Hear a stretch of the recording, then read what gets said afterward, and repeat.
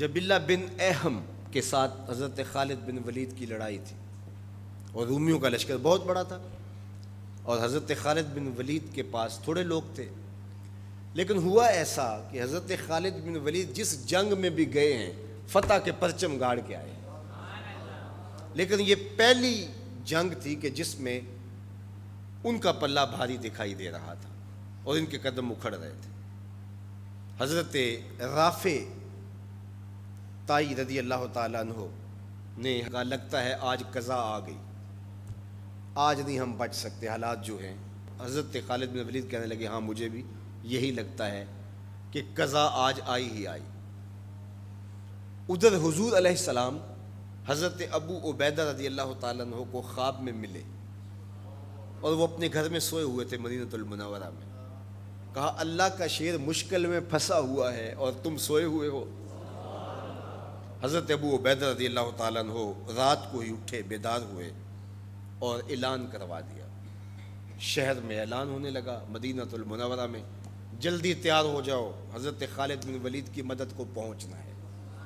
انہیں کتنا یقین تھا کہ حضور خواب میں آئے ہیں تو حضور ہی آئے ہیں، کوئی وہم نہیں سمجھا۔ جلدی جلدی اعلان کروا دیے، مجاہد جمع ہونے لگے اور دیکھتے دیکھتے لشکر تیار ہو گیا۔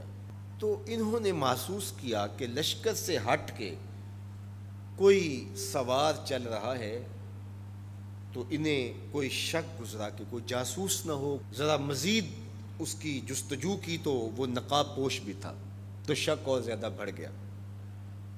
تو حضرت ابو عبیدہ نے کہا کہ انہیں گرفتار کر کے لاؤ، یہ جاسوس ہے، کون ہے، ہم اس کی تفتیش تو کریں۔ تو خیر انہوں نے گھیر لیا ان کو، ان کے گھوڑے کو ابو عبیدہ کے قریب لے آئے۔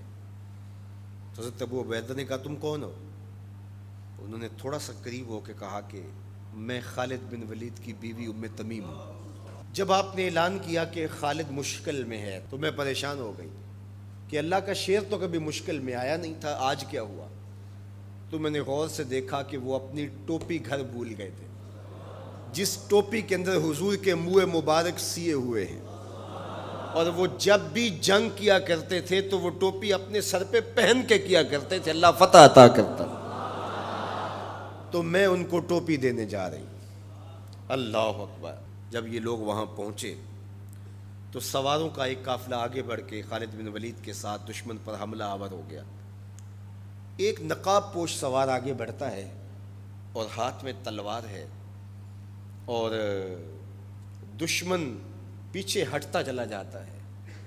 تو خالد بن ولید کو رشک آیا اس کی بہادری پہ، اور خوش بھی ہوئے، اور حالت جنگ میں اپنے گھوڑے کو ایڑ لگا کر کے اس سوار کے قریب ہوئے اور کہا نقاب پوش جوان تم کون ہو، اتنی بہادری سے لڑ رہے ہو؟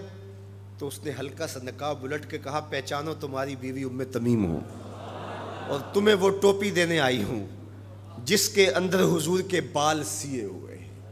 تو حضرت خالد بن ولید کو انہوں نے ٹوپی عطا کی اور انہوں نے سر پہ رکھی، اللہ نے اسی دن مسلمانوں کو فتح عطا کی۔ یہ حضور علیہ الصلوۃ والسلام کے بالوں کی برکت تھی۔ حضرت ام سلمہ رضی اللہ تعالیٰ عنہا کے پاس، زوجہ رسول صلی اللہ علیہ وسلم کے پاس حضور کے مبارک بال تھے۔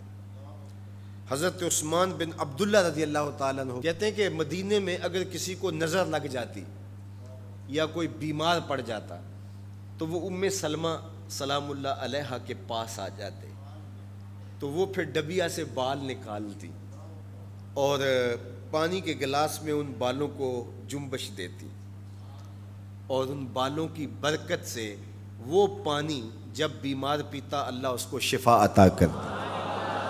یہ حضور کے مبارک بالوں کی برکت ہے۔ اللہ اکبر۔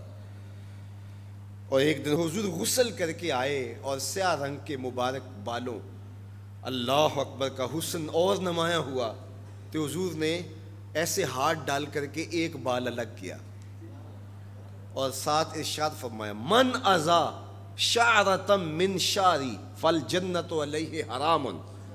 سن لو جس نے میرے بالوں میں سے ایک بال کو بھی اذیت دی اس پر اللہ کی جنت حرام ہے۔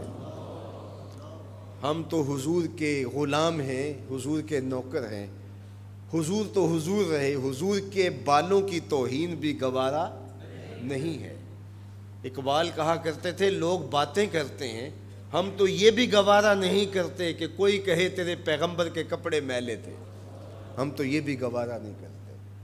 مغرب اس کیفیت کو سمجھتا نہیں ہے، اور وہ سمجھتا ہے کہ شاید ان حرکتوں سے میں مسلمانوں کے دلوں سے ان کے پیغمبر کی عظمت کو چھین لوں گا، نکال دوں گا، لیکن اسے بھول ہو گئی ہے۔ یہ ہزار گناہ گار سہی، بدکار اور سیاہ کار سہی، دنیا دار سہی، یہ کاروباری سہی، لیکن جب اپنے دل کا سودا کرنے کی باری آئے تو مدینے کی گلی میں کرتے ہیں، اور سب کچھ لٹانے کے بعد بھی کہتے ہیں حق تو یہ تھا کہ حق ادا نہ ہوا۔ ہماری جانیں، ہمارے ماں باپ، ہماری نسلیں، ہماری زندگی کا ایک ایک گوشہ حضور کے نام پہ قربان۔ حضور کے نام کا جھنڈا کبھی نیچا نہیں ہو سکتا، ان کے نام کا جھنڈا ہمیشہ اونچا رہے گا۔ چاند کی طرف منہ کر کے تھوکنے سے اس کی نوری کرنوں کو میلا نہیں کیا جا سکتا، تھوکنے والے کا تھوکا اس کے اپنے منہ پہ آ گرے گا۔ تبت یدا ابی لہب و تب کا تازیانہ آج بھی دشمنان رسول اور شاتمان رسول پہ برس رہا ہے، اور میرے نبی کا نام کل بھی اونچا تھا، میرے نبی کا نام آج بھی اونچا ہے، رہے گا یوں ہی ان کا چرچا رہے گا، پڑے خاک ہو جائیں جل جانے والے۔ ہمیں غور کرنا ہوگا کہ آج ہمارے اوپر یہ جو آزمائشیں اور یہ ابتلائیں ہیں اور یہ امتحانات سے ہمیں گزرنا پڑتا ہے، اس سے دردناک امتحان امت کے لیے کیا ہو سکتا ہے؟ تو کیا اب بھی ہم فرقوں میں بٹے رہیں گے؟ اب بھی ہم ایک دوسرے کے گریبان نوچتے رہیں گے؟ آج بھی ہم جو ہے وہ غفلت کی زندگی گزاریں گے، یا اپنی زندگی کی ایک ایک سانس حضور کے قدموں میں رکھ دیں گے؟ تو محبت کا تقاضا یہ ہے کہ اپنی ایک ایک سانس حضور کے نام پہ قربان کریں۔ ہم جئیں گے تو حضور کے لیے، مریں گے تو، اور آخری سانس تک حضور کے وفادار رہیں گے۔ اور یہ ہماری زبان سے نہیں، ہمارے قلب سے، ہماری روحوں سے ہمارا عہد ہے، ہمارا ارادہ ہے۔ حضور ہمارے ماں باپ آپ پہ قربان، ہماری نسلیں آپ پہ قربان۔